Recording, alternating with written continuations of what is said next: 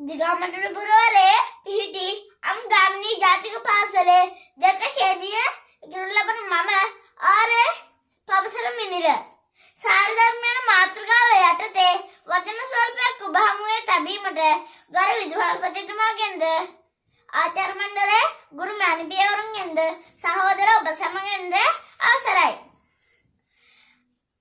මිනිසාගේ ජීවිතය සරු කරන යහපත් ගුණධර්ම සාරධර්ම ලෙස හඳුන්වනවා.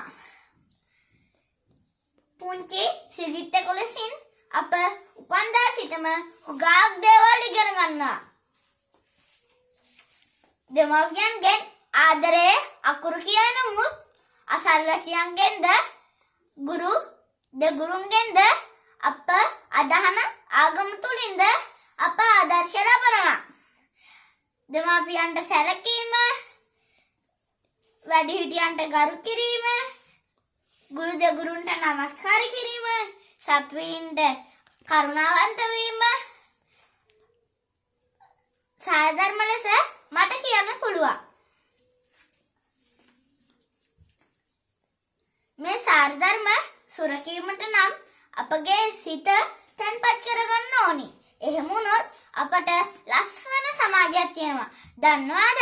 විනෝදයටවත් සතුන් මරන්න හොඳ නැහැ. ඉස්සර රජවරු රට පාලනය කරේ සාරධර්ම රැකගනිමින්.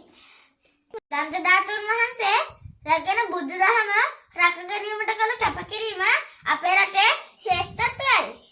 ගණ ජීවිතවලට අතීතයේ සිනව කියා දුන් සිරිත් විරිත් සාරධර්ම රැකදෙනවා. සමගෙන යන්නට මත්මෙන් අපේ දුටුගැමුණු මහරජතුමා මියගිය එලා රජතුමන්ට ගරු කරන්නයි පැවසුවේ. සතුරාට ගරු කිරීමේ උදාර පුරුද්ද රටටම කියා දෙමින් ඉතින් මගේ පුංචි කතාවට සවන් යොමු කර ඔබ සැමට උතුම් වූ දළදා සමිත පිහිටයි.